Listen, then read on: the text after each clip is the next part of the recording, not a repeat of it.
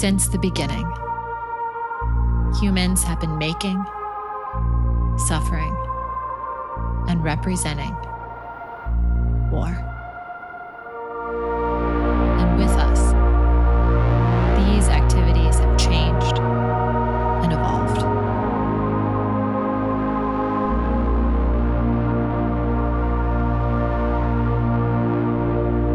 Since the end of the Cold War, historians and critics have noticed that America's wars have been steadily sinking out of visibility, with the average American today being especially distant from America's military campaigns. We're here to ask why, and to help bring war back into focus.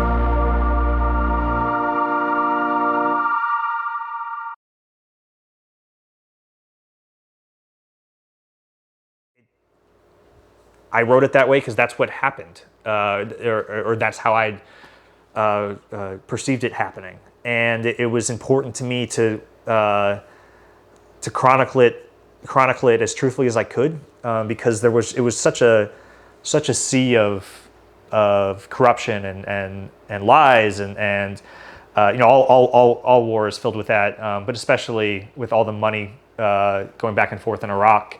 And the Sunni reconciliation that was occurring with many of the tribal leaders. We were well aware that many of the guys we were breaking bread with had American blood on their hands. Soon after graduating from North Carolina's Wake Forest University with a BA in History and English, Matt Gallagher was deployed to Iraq. He served as an Army platoon leader, then captain, from 2007 until 2009. He gained national attention for the blog he kept during his time in country.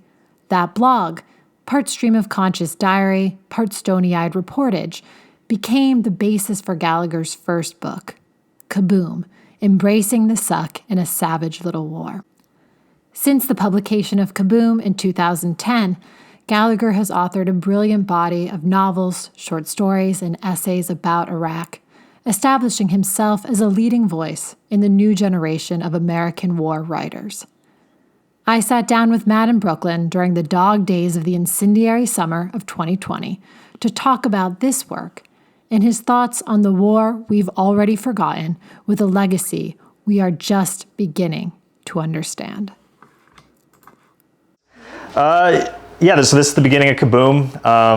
I wrote this 12 years ago, so I haven't sat down with it in a while, so if I cringe at my own work, that is a normal writer's response, I think. Totally.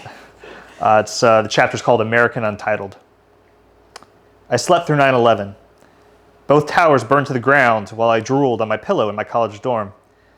I decided to skip class that day after a late-night video game marathon. 9 days later, I yawned along with most of my peers as the president asked for our continued participation and confidence in the American economy. He wanted to keep us shopping. So much for a generational calling for the millennials. At that very moment, most of my non-commissioned officers, young privates and specialists at the time, were busy mobilizing for war with an enemy yet to be determined. I was drunk when we invaded Iraq, safe and secure and carefree in my frat castle. I was even drunker 2 months later when President Bush declared mission accomplished. True, I was in the Army Reserve Officers Training Corps, ROTC, by then, and probably should have been more interested, but the war, and by war I mean the invasion, liberation, and occupation parts, was only supposed to last a few months.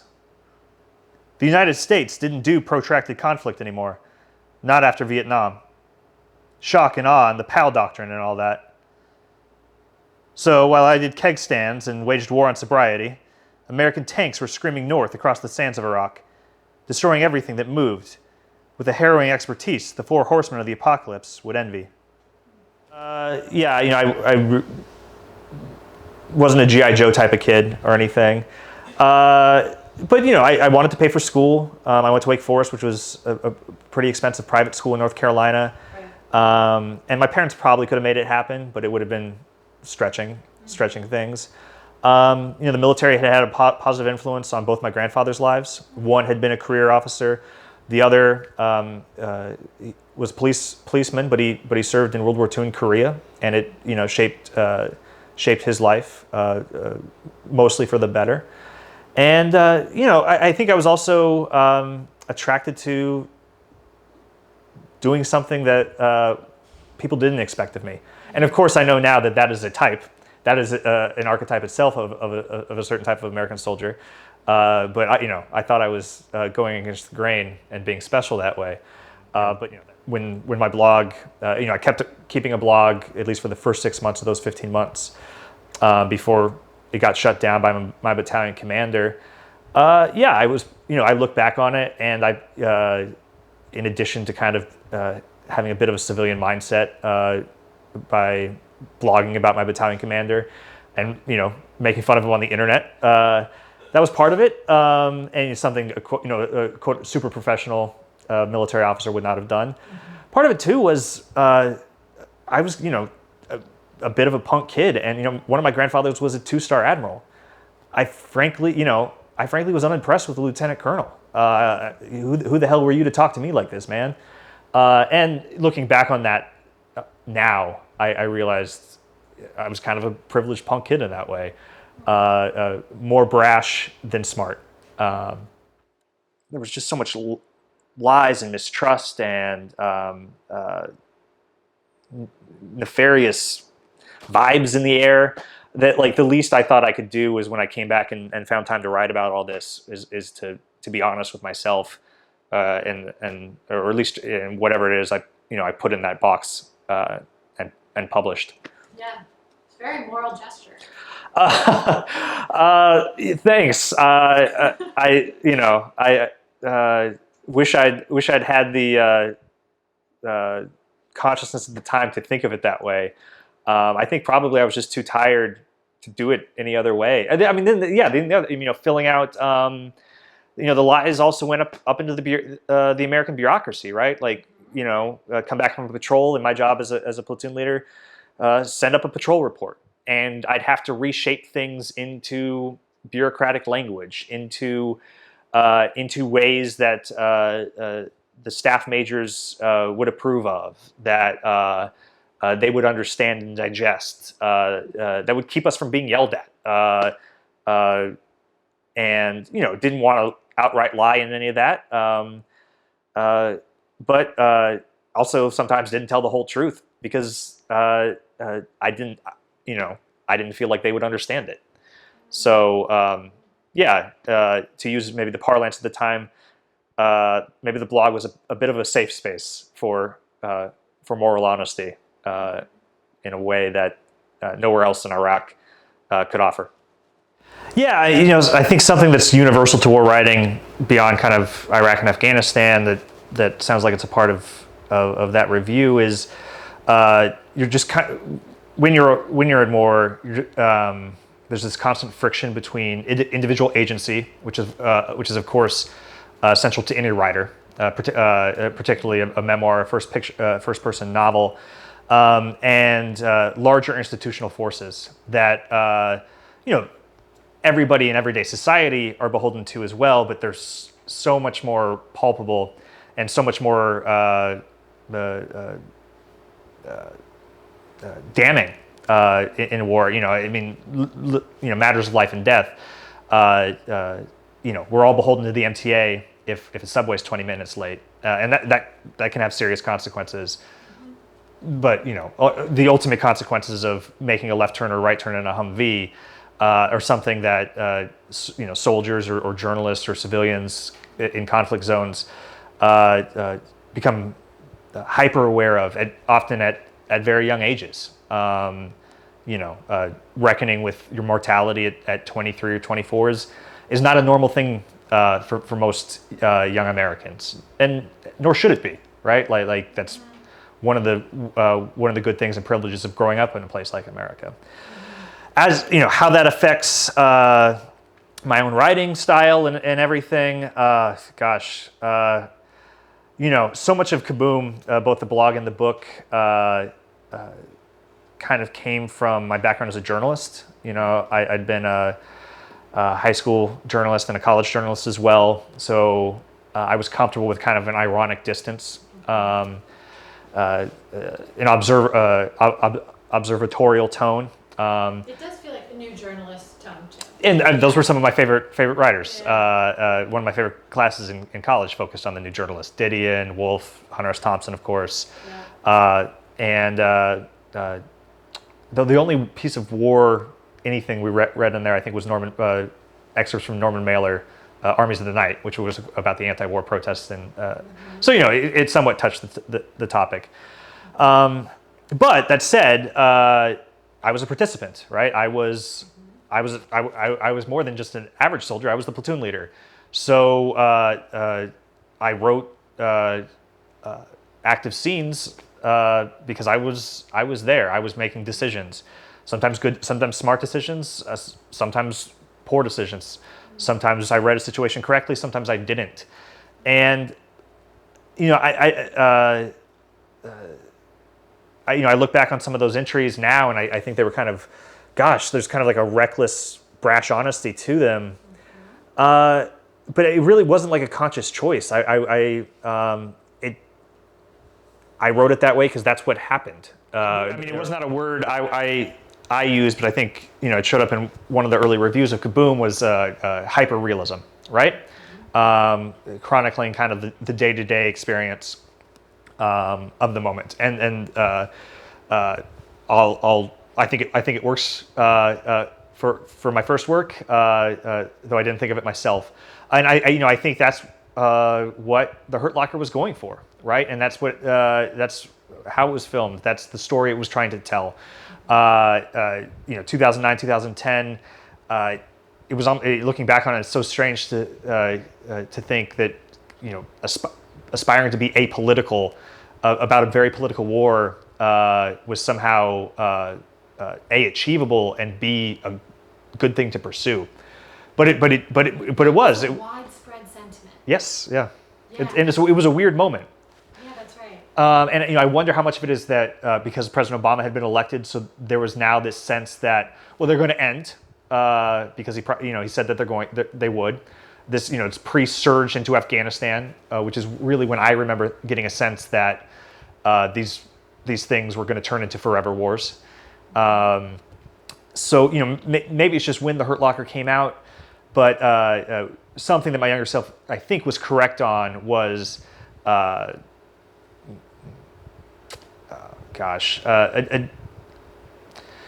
inauthenticity of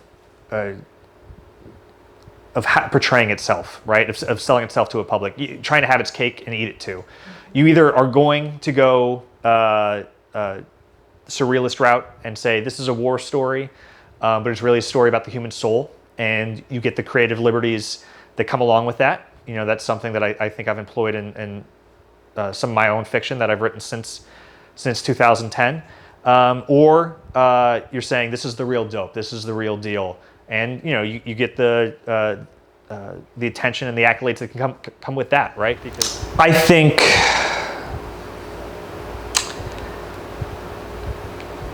it's the lesser evil. I think soldiers writing war literature is the lesser evil. I think any honest war writer, and I've had this conversation with Tim O'Brien, who's always bamboozled when somebody our age comes up to him and says, the things they carried made me want to enlist. He's like, what book did you read? That is absolutely not the message I was trying to convey. But there is, and it's a fear I've had with my own work, and I've started to encounter the older I get, of sitting down and trying to tell an honest war story, and actually stirring in the imagination of some young reader, a young idealist type, more often than not, that they want to go and do something similar, right? And then there's responsibility for that. The late Christopher Hitchens wrote an essay for Vanity Fair before he died about a friend of mine who was killed in Iraq, Mark Daly, reckoning with this, and it was new to Hitchens, because he hadn't served himself. But he'd been pro-Iraq War and was one of the writers Mark cited for why he joined. And Hitchens is hit and miss with me as a reader, but it's one of his better pieces because he's not trying to be clever. He's just trying to face directly his own thinking and how it led to or contributed to one young man's death. That said, so that complicity, I think, is with any war writer, whether they're aware of it or not. And I would, they damn well better be aware of it if they're doing this responsibly, I think.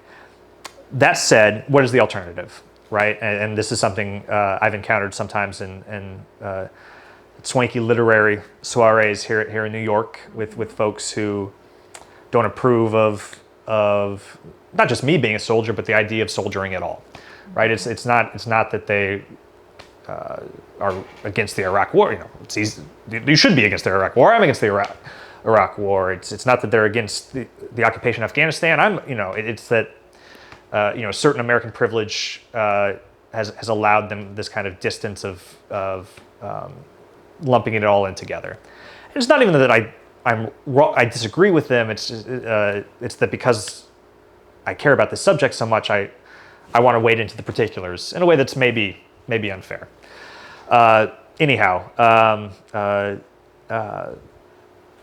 So you get posed this question. Soldiers have written about war so much. What more new can be said that Homer has not already said, that Hemingway has not said, that Tim O'Brien has not already said. And that's a challenge, of course, as it is for any genre or any subject. And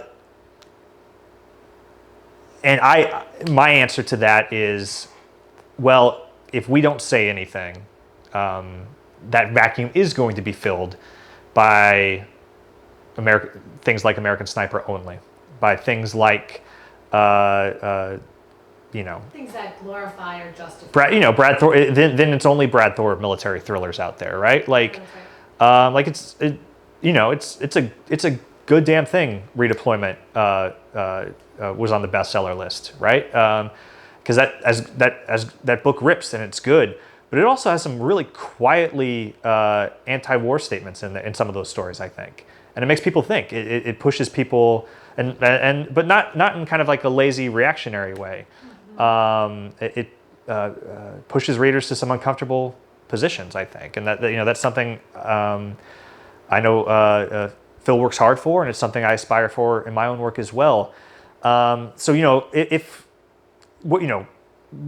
complicity I mentioned earlier is something that I think about every time I sit down to write. But what is the alternative? Not writing about it wouldn't make these wars end. Not writing about it wouldn't make war as a whole go away. It would be easier for the propagandists to glorify it, to sanitize it, to continue these things unencumbered.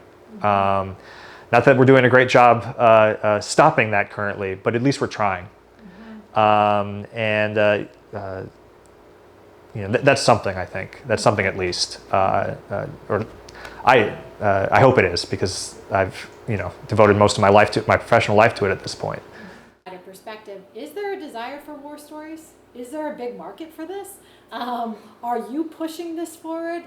Do people, these quote unquote civilian or at least non-military publications want this perspective? So it could be as simple as, has it been easy to publish at these places, or has it taken a lot of you convincing, why we need these stories? In the midst of it, it's a fight, and it's gotten a bit easier over the years. You establish contacts or whatever. You get getting a better feel for which outlets might be interested in a specific piece or not. But more often than not, it takes an enterprising editor on the inside of these outlets who cares about this stuff too, and is willing to fight for the piece, willing to fight for the subject inside. A great example is Peter Catapano at the New York Times. who has just been kind of a rock for many of us, who originally published us in Home Fires at the New York Times. Before we had any clips to our name. What Peter's connection to all this is, I don't know. I think just as a reader and as a thinker, he thought these mattered. Other examples, though, Adam Weinstein at the New Republic, who just published my essay there. He's a Navy vet himself, right? And he's worked his way up through media outlets and is now in a position to be a national security editor at a prestigious magazine, right? So that's one example. Lauren Katzenberg is another one who I first worked for her. She was an aid worker in Afghanistan, and then she came back and became a journalist for a military-only site called Task and Purpose, and then she got a job at the New York Times, right? And so those are like professional examples in journalism of people kind of doing what my novelist friends and I are doing in our world of slowly, surely working our way up, and hopefully being in a position here in a couple years to help the next generation coming after us get there quicker than we did. Because as long as these conflicts are going on, what's there? Just that visibility around the war, around their experience? Yeah,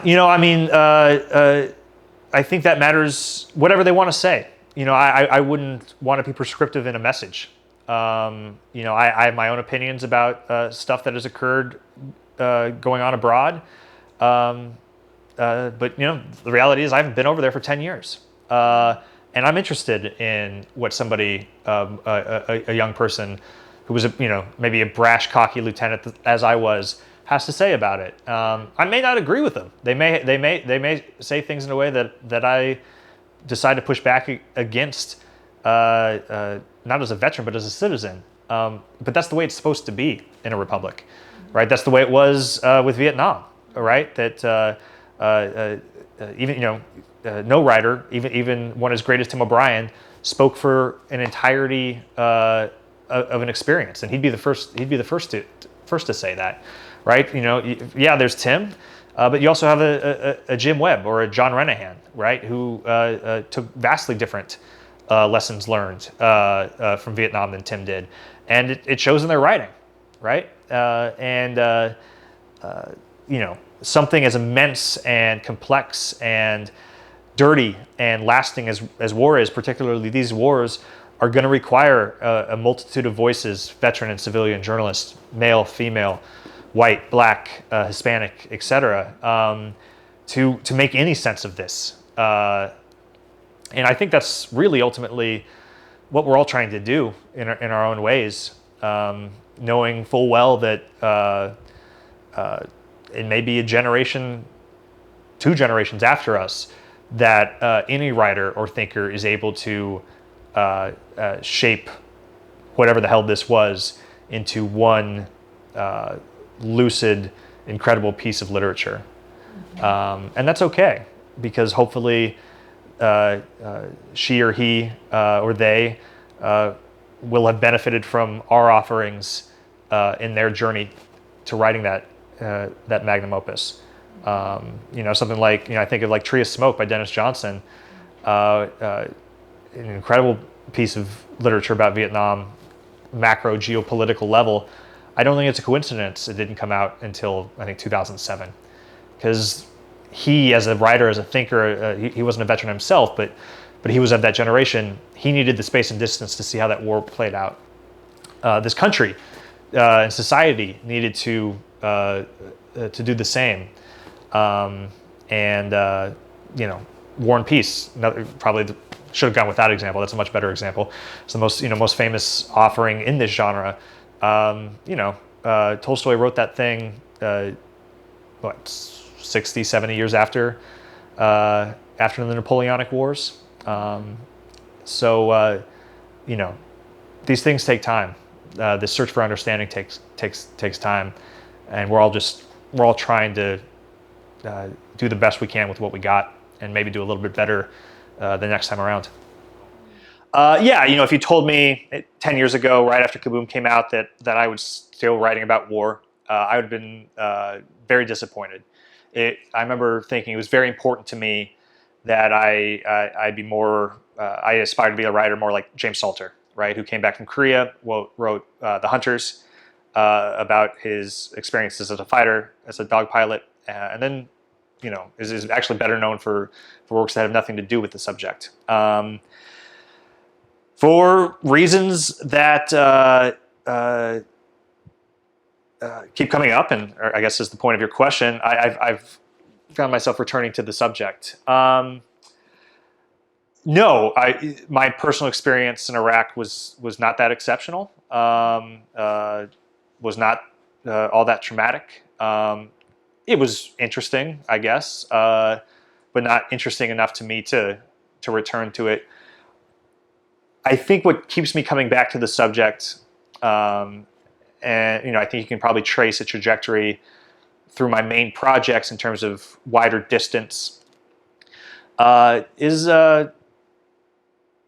frankly an anger that my country that I love, that I served, allows these conflicts to endure with little to no scrutiny, with little to no engagement, that questions of why, which were so fundamental to my own college experience about Iraq, which were so fundamental to my parents' experiences with protesting Vietnam, which were so fundamental to the reasons my grandfathers chose to serve in 1941, those are all gone. Right? Now it's a warrior mentality, reminiscent of Rome, has taken hold of the military, in my opinion, and it's something that society has cheered on because it allows them to maintain their comfort and their distance. I'm not good at very much. I don't know. There's so much about this world that I don't know. But I know a little bit about this line between civilian America and military America, and I think both are better when they're forced to interact, when there is a little bit of friction, when there isn't a separate caste of soldiers or warriors protecting us over there, fighting for reasons we're not going to think about or argue about. That's unhealthy for us as people. That's unhealthy for us as a country. So I keep returning to it in my work. I have notebooks filled with other ideas that have nothing to do with this subject. But the truth is, I return to this stuff because it's what keeps me up at night, and it's what gets me out of bed in the morning. And it starts with anger. It can't be published angry because screeds aren't going to reach anybody. Hit and miss. I try to That's up for debate now. Fair. That's fair. That's fair. There's a lot of that in 2020. You're reaching. Yeah. But it gets me out of bed at 6 in the morning to get 2 hours of work in before my toddler's up. That probably means it's worth dwelling over, and yeah, someday I do absolutely hope to publish a novel that has nothing to do with the subject. But honestly, I don't think that's going to happen anytime soon.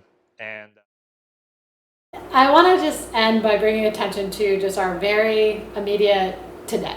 okay. So it is August 18th, 2020. We are sitting in Williamsburg. We're about 5 months into the pandemic.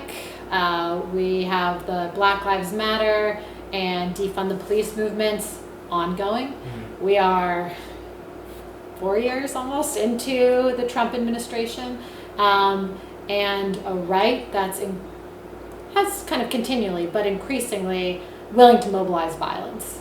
And Empire City is not the most obvious match for this moment, and yet to me it's so relevant and urgent and raises so many questions about in this alternate history or this alternate New York, Gotham City-esque world. The stakes of an increasingly militarized, violent, polarized society. And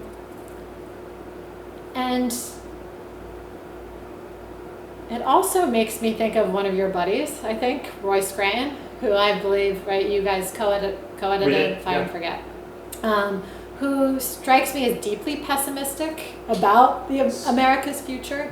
And I don't think that's exclusive to America, but I wonder where you stand at this moment in terms of looking forward, and how your work is thinking about not just, I mean, this work feels the most expansive in terms of what you're digging through about the United States. But yeah, how you see war fitting into that, how you see the military fitting into that, and maybe just very simply your own optimism or pessimism about this intense point we're at. Yeah, I was actually thinking about that this morning as I'm kind of drafting out my next novel and realizing I'm proud of Empire City. It was a big jump for me, but I didn't quite get, I think, what I was going for. That I think I'm going to try to get more exact and more right with this next one. This idea of the war come home, right? We see it on levels of police departments, local police departments being outfitted with mine-resistant vehicles. We saw it in Lafayette Square with the National Guard being ordered to clear out the protesters and using tear gas to do so. In some cases, we saw individual soldiers kind of quietly pushing back. The young African-American National Guardsman chanting, "I'm black and I'm proud," that went viral. The Navy veteran in Portland that stood up to the Homeland Security agents, took, 10, 15 nightsticks when he went up and asked them, "Are you honoring your constitutional oath?" I have these, I think we're on the brink in terms of military-civilian relations, in terms of a lot of historical lessons about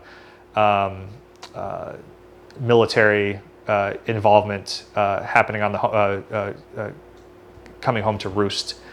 Logic of occupation too. So you have federal, and many of those federal agents themselves are certainly veterans. Then you have these paramilitary groups on the far right, many of whom are veterans. And in a way, it kind of makes sense to me. I disagree with them on pretty much anything, probably, but post 9/11, day one of basic training, we've been told we are better than those dirty, soft civilians, right? It's no wonder that some veterans have come home and kept that as a bedrock of their identity, right? And that the idea of a veteran American. James Mattis actually has warned us against this. He has. That we've facilitated that thinking about civilians. And in some ways, I think this is the natural outgrowth of an all-volunteer force and a forever war, right? That recruiters, for reasons to short-term reasons to fill the demand for bodies, had to get more creative, and creating a separate warrior mentality, a separate warrior caste to attract new and young recruits was part of that. I get that. Well, 15, 20 years of warfare, there's going to be some consequences, and I think we're seeing some of that playing out in the streets of Portland, playing out in the streets of Washington, D.C. You throw in a hyper-polarized political environment, it's no wonder we're all at each other's throats, and that veterans on all sides of this are at the forefront of it. I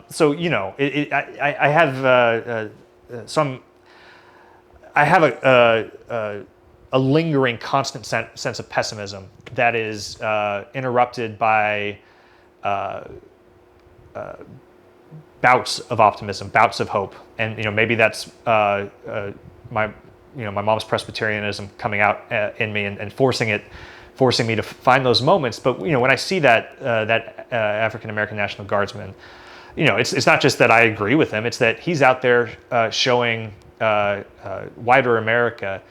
No, not all soldiers are stormtroopers, right? That's a human being. That's a young man out there who joined the National Guard for all kinds of reasons, and he's black and he's proud.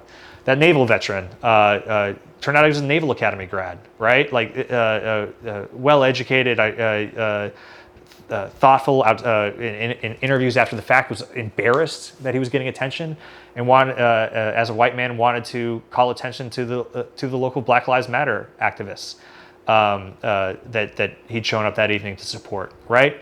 The second, as I understand it, in Portland, from some friends of mine that are protesting, most nights the first wall of defense is the wall of moms, and then the second line of defense is the wall of veterans. And I just think it's vital that people of all political stripes, Americans of all views on what's going on, see this stuff. Because patriotism and service don't belong to any political party, right?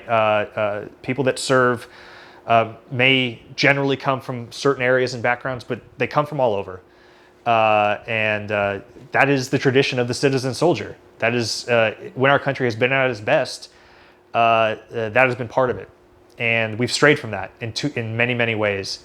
And my hope, because as a father of a 3-year-old, I think I have to find hope to go to sleep some nights.